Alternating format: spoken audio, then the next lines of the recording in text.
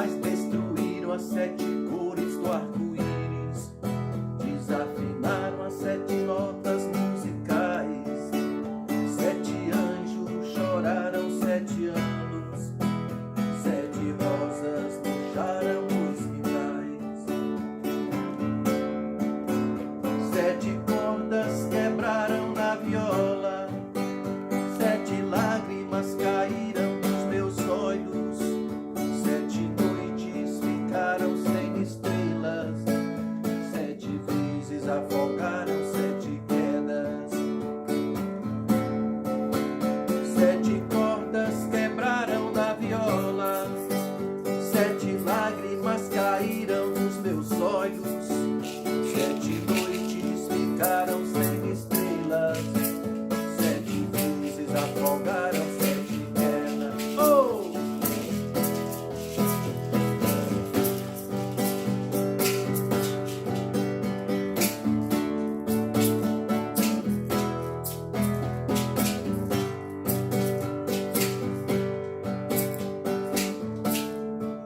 Mas destruíram as 7 cores do arco-íris, desafinaram as 7 notas musicais.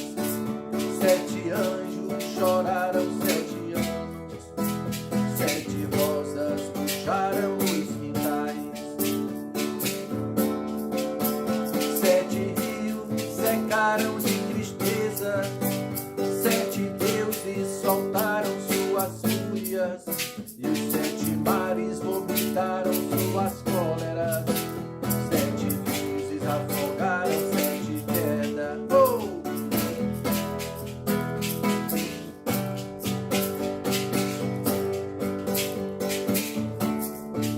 Mas destruíram as 7 cores do arco-íris, desafinaram as 7 notas musicais. 7 anjos choraram 7 anos, 7 rosas murcharam os quintais. 7 gritos ecoaram no silêncio, 7 raios faiscaram sobre o chão, 7 vezes esfolaram a natureza, 7 vezes afogaram 7 quedas. 7 gritos ecoaram no silêncio, 7 raios faiscaram sobre o chão, 7 vezes esfolaram a natureza, 7 vezes afogaram 7 quedas. Oh!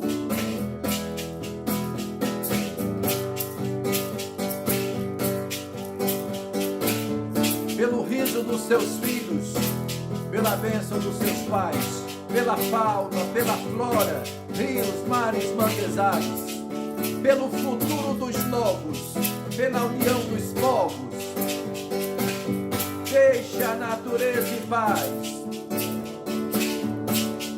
Deixe a natureza viver em paz. Deixe a natureza seguir em paz. Deixe a natureza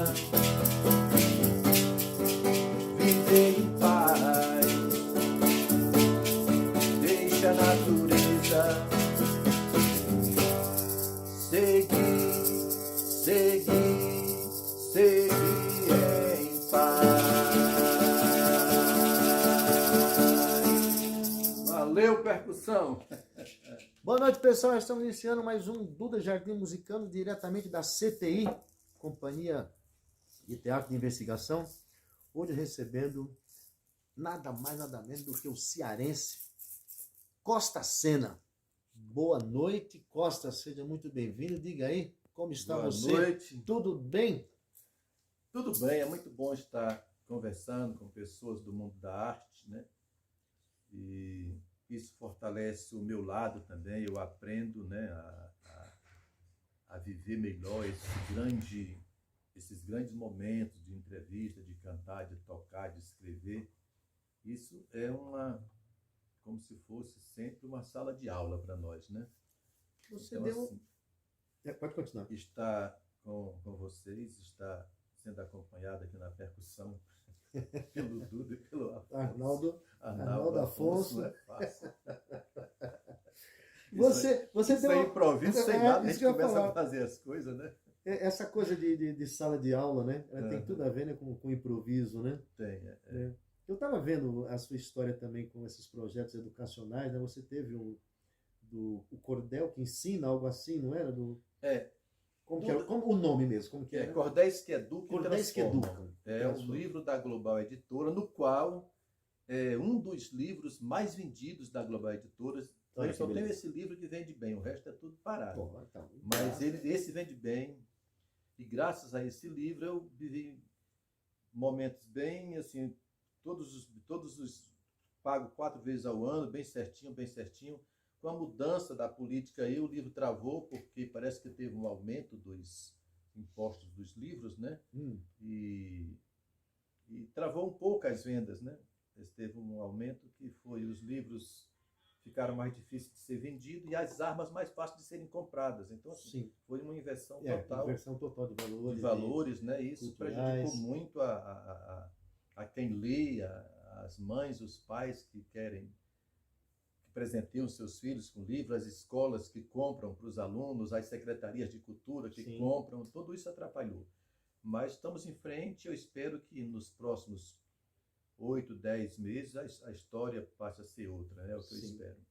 Então começou assim, eu morava em Fortaleza, porque eu sou o contrário, eu nasci em Fortaleza, que é a capital, e cresci num lugar chamado Quixadá, Choró-Limão, um lugar muito pobre assim, mas tinha um pouco de emboladores de coco, de repentistas, e um dia um tio me levou para ver um Bumba Meu Boi, e nele lá tinha um cidadão que fiquei sabendo recentemente em Quixadá, que era Raimundo Maroca, que ele era o Papangu. O Papangu, hoje eu sei que é o cara que trabalha com papa-palavras, que na hora que o boi é morto, ele sai vendendo pedaços do boi para as pessoas que estão na plateia. A plateia que se fala é o terreiro de uma fazenda, sem energia, sem nada, claro, da lua. Então, mata o boi e ele sai distribuindo. Esse boi seria o boi folclórico, o boi do Bumba Meu Boi. É vendido em pedaços de panos folclóricos, teatralmente. Que bom. E eu vi esse cara declamando, aquilo me encantou, cara, com a dicção perfeita, declamando no meio do mato, assim. Isso tinha quantos anos? 6. 6 anos. Já final dos 5 para os 6 anos. Poesia já tinha. E ali eu falei pro meu tio que eu ia fazer isso aí quando crescesse. Meu tio riu, porque além de eu ser criança, eu era gago, né? Mas nada deu certo na vida a não ser fazer arte. E tentei outras coisas na vida, então... E ficou no sertão quanto tempo lá? Eu fiquei até os 14 anos. E aí foi para Fortaleza ou veio para São Paulo? Fui para Fortaleza. Em Fortaleza eu fui quebrando a cara várias vezes, até que um dia deu certo assim. Eu declamava Patativa do Assaré, declamava Zé da Luz, né? Isso tem 14 anos? 14, 15 anos. Declamava mais nos botecos, os caras tomassem cachaça deles, e eu declamava lá. Aí um dia uma professora me chamou, já estava perto dos 18, ou mais, me chamou: por que você não vai declamar na minha escola? Escola chamada Escola Branca de Neve. Eu declamei na Escola Branca de Neve e foi um sucesso medonho, né? E a partir dali, anos depois, eu fui estudar num colégio chamado Arminda de Araújo, na Bezerra de Menezes, Fortaleza. E aí o diretor percebeu que eu tinha vocação como arte. A gente poderia fazer uma vez por mês aqui um show com música, poesia, né? Era o sarau da época. Era. Aí tinha um rapaz que tocava violão, e na minha época lá, minha música era música brega, né? Você já compunha? Não. Era música brega. Eu cantava o Odaí, eu cantava o Valdir, eu cantava não sei quem, cantava Roberto, cantava até músicas românticas, vamos chamar assim, né? Okay. E aí foi um passo para eu chegar até o pessoal do bom gosto cultural, porque eu conheci uma menina que me levou para conhecer a casa de Juvenal Galeno, que era uma casa onde tinha a UBE, União Brasileira dos Escritores, onde se encontrava o pessoal do teatro, da música, da poesia, e ali a minha vida virou um negócio. Comecei a declamar nas escolas, e em 1980 eu trabalhei sem ser notado de 79 até 81. Em 82 meu nome aparece na mídia local, Aí já sou convidado para fazer teatro, já sou convidado para... E surgiu como que? Como um declamador, como um intérprete, como escritor? Eu apareci como um escritor e declamador de literatura e de cordel, mas o dinheiro era muito curto, eu não tinha como publicar Autoral. cordel. Autoral. Autoral. Aí eu comecei a declamar cordéis nos bares culturais, que tinha muito bar cultural na época. E ali no bar cultural eu aprendi a, a ser um cidadão mais preparado para a vida, a aprender o que é democracia, Sim. o que é os direitos humanos, o que era tantas outras coisas mais. Ali foi um grande colégio para mim. Eu me lembro que a nossa peça, a peça Noite Seca, do Geraldo Marcant, ela foi proibida, eu já fazia teatro a convite de Guaraci Rodrigues. E quando a Polícia Federal nos colocou... Era ator. Quando a Polícia Federal nos colocou no canto da parede, porque falando de reforma agrária, eu não sabia o que era reforma agrária ainda, sabe? E a gente foi detido, eu fui detido tudo sem saber a razão da palavra, não conhecia nada. Uhum.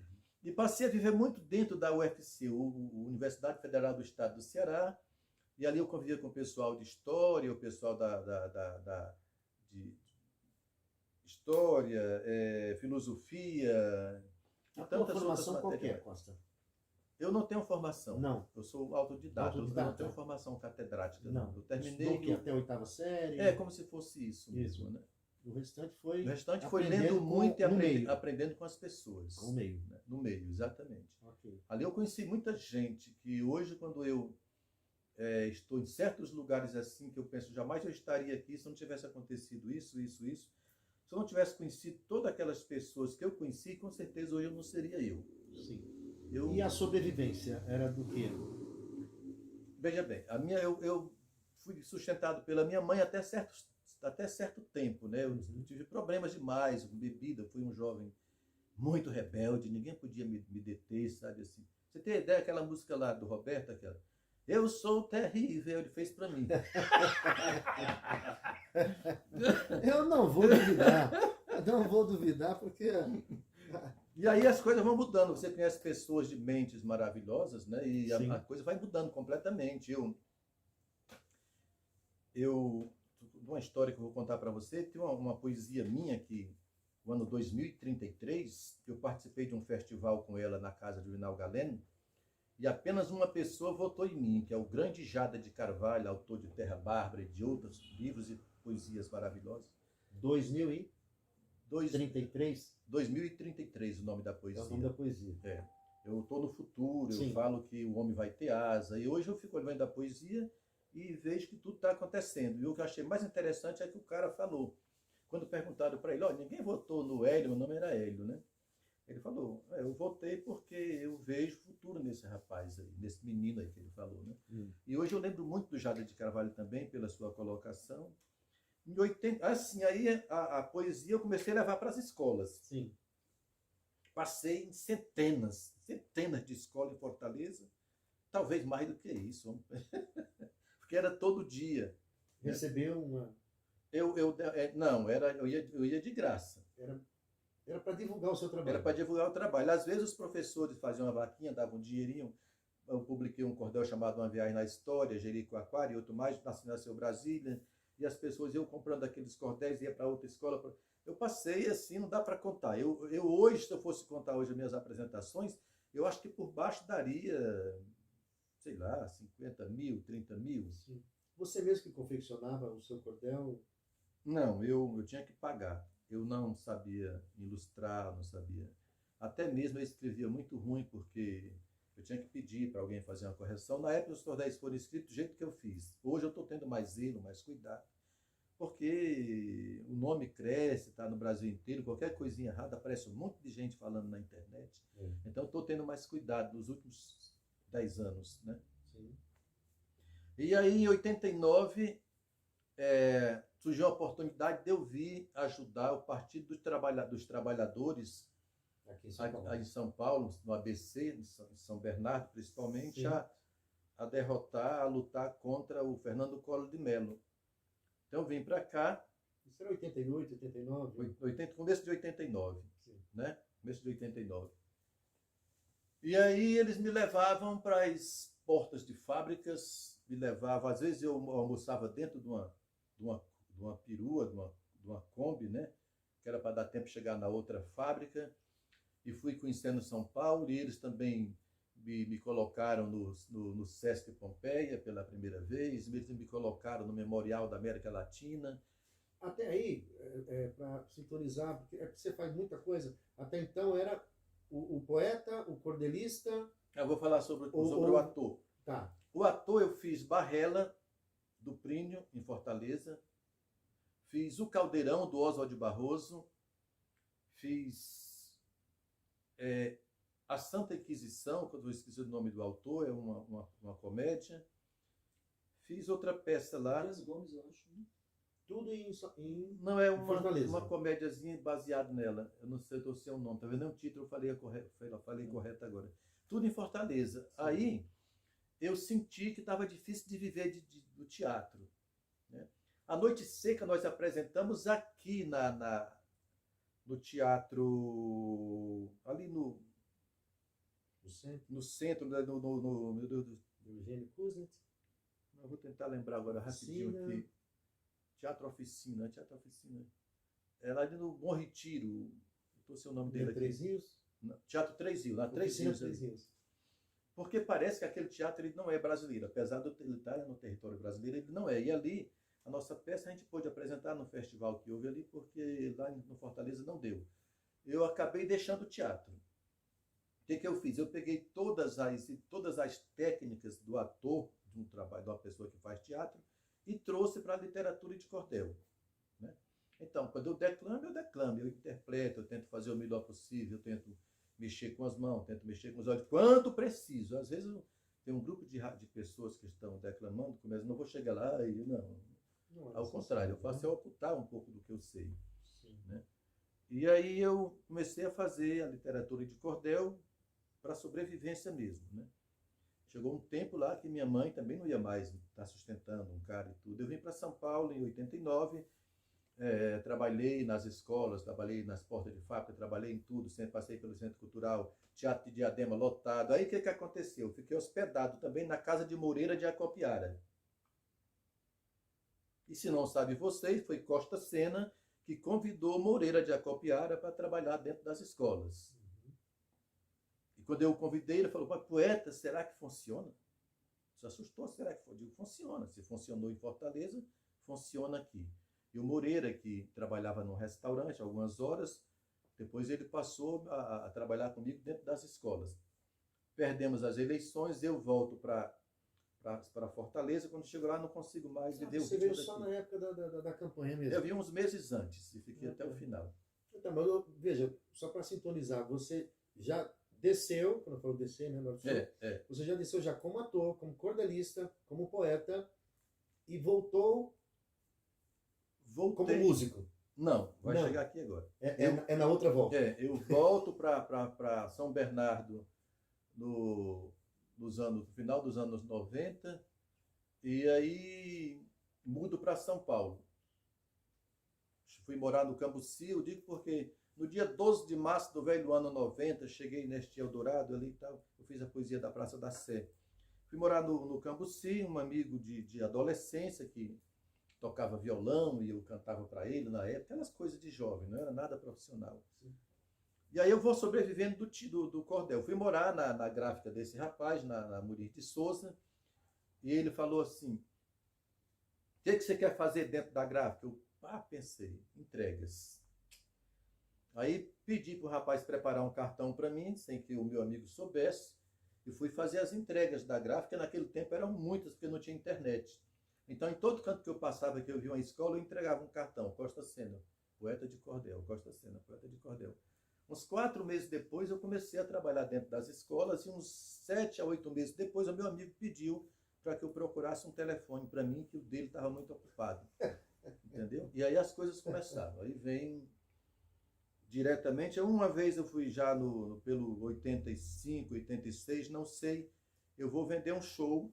Só para me situar agora em São Paulo, essas escolas eram ali no Cambuci mesmo, ou você percorria no norte, no sul? Eu percorria tudo, mas eu fiquei mais no Cambuci, do Parque Bristo, porque Meses depois eu já encontro uma companheira que era professora, passou a ser minha companheira, e ela, todo dia de manhã, quando saía para ir dar aula, ela me deixava numa escola diferente. E você Então, assim, era a escola tanto do Estado como da Prefeitura, como particular? mais escolas do Estado e da Prefeitura. Sim. Quando eu falo que eu, Costa Sena, levei a literatura de cordel para dentro das escolas, que aparece um monte de gente, não, foi um dos o cacete, né? Porque eu fiz disso profissão. Eu ia todo dia para uma escola diferente, fosse onde fosse, né? Além de ter colocado Moreira de Acopiara dentro desse trabalho aqui, que na época era Moreira Júnior, eu também em São Paulo coloquei Cacá Lopes e outras pessoas. Então, assim, eu fiz um monte de coisa que eu não entendo por que algumas pessoas querem ocultar a história do outro. Mas essa é a minha história. Sim. E a Global Editor, os seus divulgadores, exigiram que eu contasse a minha história, porque eu não contava, até porque, não foi você, não. Sabe, fui eu, assim, a Célia está viva, está em Portugal, minha ex-companheira, e sabe disso, que ela me levou para mais de 50 escolas, e eu e Cacá Lopes, eu só levava a Cacá Lopes para trabalhar comigo quando tinha mais de 4 apresentações, que a voz cansava muito. E o Cacá contou 400 escolas. Sim. E as que eu fiz sozinho. Exato. Né? Então, assim, foi um trabalho muito forçado, muito pesado. E aí, eu vou vender um show numa biblioteca aqui em São Paulo. O show era cordel e humor. E era um bom contador de piadas, muito bom mesmo, contava diversas. E a pessoa fala assim, olha, eu até contratava seu show, mas tinha que ter uma música no começo ou no final, autoral. Eu digo, não, mas eu tenho, sem ter porra nenhuma. E aí ela tem, então tá bom, nós estamos no mês de junho, vamos fazer o show em agosto, lá pelo dia 21, 22. E aí, rapaz, aconteceu isso. A pessoa falou assim, Pode continuar, eu saí de lá, só olhando aqui comprei um violão na Santa Efigênia, naquele tempo pedia muito violão lá, e aí eu passo a estudar violão com o Raifer, com o Geraldo Almeida, que morava num prédio na República, e quando chegou em agosto, eu estava com as 2 músicas prontas. Uma que o nosso querido amigo e saudoso Jaime Fran trouxe para ele terminar junto, e uma que eu levei para ele terminar junto comigo, que é Moço das Estrelas, e a música O Mal, que é um poema, um soneto de Rimbaud, que traduziram, e a gente fez essa música. Então aí começou a música aí. Você tem um CD, não tem? Eu tenho talvez 5, 6 CDs, eu acho que é isso. Sabe, mas passaria para a gente o nome deles, em que eu anos? Não, ano eu sou ruim de matemática, de numeração. Mas o nome deles? O Moço das Estrelas foi em 2000, depois veio o Fábrica de Universo, depois veio Costa Sena em Cena, depois veio Cante Esse Refrão Por Aí, e depois veio o Mapa da Sorte, que não conseguiu sair porque a empresa que ficou responsável de fazer o CD aplicou um golpe em mim, não entregou o CD, nem metade do dinheiro que eu tinha pago para ela. Está na justiça ainda, então era para ser 6 CDs. Livros deve ser uns 12, 14 livros. Tem o Doido, o Rabo da Raposa, Viagem ao Centro da Terra, Caminho de Versos sobre os Signos do Cordel, Cordéis que Educam e Transformam, um romance que é o Lobisomem da Avenida São João, e outros mais. Mas o meu trabalho mais forte mesmo foi levar a literatura de cordel para dentro das escolas. Se eu não tivesse feito isso, ela teria atrasado por aí uns 10 anos. Se eu não tivesse chegado naquele tempo aqui, feito esse trabalho, ela ia ter que esperar uns 10, 15 anos para que ela chegasse como ela chegou. Sim, tudo começou com um trabalho muito forte, muita coragem, muita disposição. Às vezes fiquei preso dentro da escola porque a pessoa não sabia que eu estava lá e fechava a porta e ia embora. Às vezes fui para bairro tão distante que não tinha como voltar para casa, tinha que esperar o primeiro ônibus da manhã. Então, tudo isso aconteceu, sabe? Não tinha telefone, não tinha nada. O show era feito na garganta mesmo, não tinha som, né? Eu declamava com muita força, eu perdi um pouco da voz já. E o Cacá Lopes sabe disso. Eu acho que a pessoa que conhece melhor a minha vida nessa cidade aqui é um homem chamado Cacá Lopes. Ele sabe tudo. Então, assim, por mais que alguém queira dizer não, o Cacá sabe que não, sabe que a coisa realmente foi por aí mesmo, sabe? Uma luta. E agora você está no Na bodega, o sarau da bodega. O Lá Sarau da Bodega, eu sou o curador e sou um dos fundadores. Na realidade, não sou só eu sou Costa Sena, Cacá Lopes, Júbilo Jacobino, Ornella, a Creuza Santa ajuda muito, sabe? Está sempre dando uma força por lá. Sim. É, Sempre uma vez por mês. sempre uma vez por mês. Agora nós estamos na faculdade de Sociologia Política. Rua General Jardim. Eu acho que é 522. Uma Ok. vez, sempre no segundo sábado do mês. Segundo sábado de cada mês. De cada mês. Nossa, é o seguinte, ó, pelo tempo nosso aqui, ó, nós temos ainda mais 5 minutos. Você quer declamar, tocar, cantar, fique à vontade. E se tem alguma coisa que nós não falamos também, que você acha que precisa... Nunca vai dar para esquecer. falar tudo, né? A gente vai fazer outros programas futuros, fala mais outras coisas, mas é muito Sim. bom fazer esses apontamentos, porque são coisas que o tempo Exato. quer apagar, uma coisa que você fez, sabe, bicho? Que você sofreu, que você não tomou o café da manhã, que você andou a pé, que você desceu pela traseira do ônibus, tudo isso, né? Então, precisa ser pontuados e quem veio depois tem que ter essa consciência que é cada um dentro do tempo e a história pertence a todos. Então, sem eles eu não existo, e eles sem minha pessoa também, a história deles também fica quebrada. Mas que tem que respeitar o momento de cada um dentro da história, né? Cada um construindo a sua, né? Que é a toda, né? Exatamente. A história da música tá... Sem ele, a minha fica quebrada. Sem a minha, dele também se quebra um pouco, porque é a história, né? Junta-se tudo. Sim. Bom, o que eu quero falar? Eu vou fazer uma poesia. Eu vou brincar com a matemática, ok? Porque muita gente não sabe a importância que tem a matemática, né? Trouxe algum CD, algum livro para mostrar? Trouxe, sim. É que é tanto livro, tanto CD, né? Que senão... Não precisa nem mostrar, não. Basta fazer aqui essa carteirinha vermelha. Aqui, olha que interessante. Que as pessoas pensam que ser alfabetizado é só... Não, a matemática está dentro da alfabetização, né? Então, ser alfabetizado não é só ler e escrever.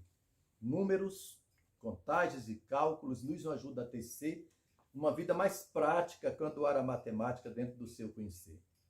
Pois nela estão os números até o último momento. Da hora que você nasce até o falecimento, altura, peso, medida, os números dão à vida todo o acompanhamento. Certidão de nascimento, dia que se batizou, data do primeiro beijo, o emprego que arranjou e a jamais esquecida, lembrada por toda a vida, a hora em que se casou. Sem CEP na sua rua, a carta não chegaria. Se não fosse a circunferência, a bola não rolaria, não teria futebol, que sob chuva ou sol nos gera tanta alegria. Os números estão no seu passaporte, a música está no compasso da música, no pulsar do coração, há no xadrez e na dama e na metrificação. Nos versos da poesia, a numeração nos guia para qualquer direção. Estão em toda a ciência, na história, na gramática, na física e filosofia é usada a matemática. Veja em seu cotidiano que ela é quem vai tornando a sua vida mais prática. Pelos caminhos da física, a lua nós alcançamos. Os números sempre presentes em tudo que nós entramos, em todas as invenções, projetos e expedições, em tudo que conquistamos. É presente a matemática na divisão do seu lar. Banheiro, quarto, cozinha, hall e sala de jantar. Dirige o seu cotidiano, hora, dia, mês e ano, dormir, andar, despertar. E aquele que não calcula pelo outro é calculado. E na exatidão do tempo vive sempre computado. E se não tiver ações, no dividir das frações, poderá ser descartado. Poderá ser descartado. 3 vezes Pedro negou seu companheiro de luz, 3 pregos crucificaram nosso Senhor na cruz, 3 reis magos anunciaram, 12 apóstolos traçaram o projeto de Jesus. De 5 pães e 2 peixes comeu uma multidão e sobraram 12 cestos da sagrada refeição. Cristo fez com pães e bagres o maior dos seus milagres, o da multiplicação. E a vida vai passando pelas fragmentações, tantos conceitos de números gerindo nossas ações, negativos, positivos, nos polos numerativos, infinitas expressões. Brinquei com a matemática para você entender que ela, em nossas vidas, entrou para resolver os nós desse dia a dia. A matemática nos guia e nos ajuda a vencer. Aqui termina esse toque que eu tinha para te dar. Não despreze a matemática, comece a lhe respeitar e vê se você se toca, pois a matemática foca o céu, a terra e o ar. E não é verdade? É isso aí. Mais uma vez, muito obrigado, Costa. Não, obrigado eu. Foi muito bom estar por aqui. Foi um grande prazer te receber. É preciso, né, que a gente converse, que as coisas sejam ditas para que as pessoas saibam, né? É isso aí. Valeu. Obrigadão e até a próxima vez. Até a próxima. Gratidão.